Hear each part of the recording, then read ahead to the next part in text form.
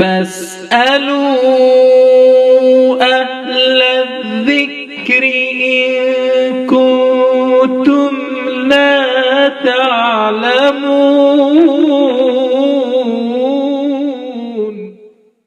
مفتیان دارالافتاء والقضاء ضلع بارہ بنکی، السلام علیکم ورحمۃ اللہ وبرکاتہ۔ امید ہے کہ مزاج بخیر ہوں گے۔ عرض یہ کرنا ہے کہ اگر مسجد کے مائک سے جمعہ کا خطبہ پڑھ دیا جائے اور معاً بعد 4 لوگ مسجد میں اور باقی لوگ خطبہ سننے کے بعد اپنے اپنے گھروں میں بغیر خطبہ پڑھے جماعت سے نماز پڑھ لیں تو کیا گھر والوں کی بغیر خطبہ کے نماز صحیح ہوگی؟ دوسرا سوال ہے، عید الفطر کی نماز کا وقت طلوع آفتاب کے 20 منٹ بعد شروع ہوتا ہے یا 1 گھنٹہ بعد؟ برائے مہربانی مدلل و مفصل جواب عنایت فرمائیں۔ فقط والسلام، احقر محمد احسان فرقانی، مدرسہ نور العلوم، شہر بہرائچ، یو پی، انڈیا۔ وعلیکم السلام ورحمۃ اللہ وبرکاتہ۔ بسم اللہ الرحمن الرحیم۔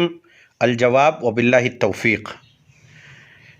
نمبر 1، نماز جمعہ کی صحت چند شرائط پر موقوف ہے۔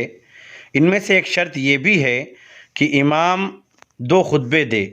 مذکورہ صورت میں خطیب 2 خطبے دے کر نماز پڑھا دے گا تو جو افراد خطیب کی اقتداء کریں گے ان کی اقتداء درست ہوگی، اور مسجد کے امام کی اقتداء میں گھروں میں نماز درست نہ ہوگی۔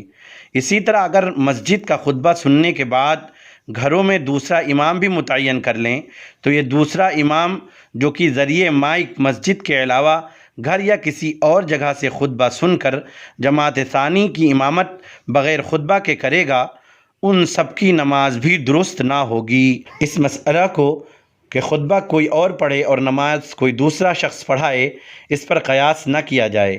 اس صورت کی بھی فقہاء کرام نے صراحت کی ہے کہ امام اور خطیب ایک ہی ہو، یہ صورت زیادہ افضل و بہتر ہے۔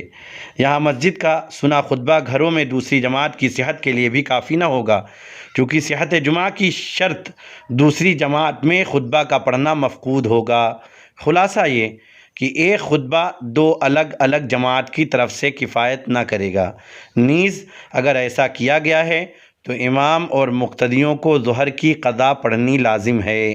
مسئلہ نمبر 2 کا جواب یہ ہے کہ نماز عید کا وقت سورج نکلنے کے بعد تقریباً 20 منٹ بعد شروع ہوتا ہے۔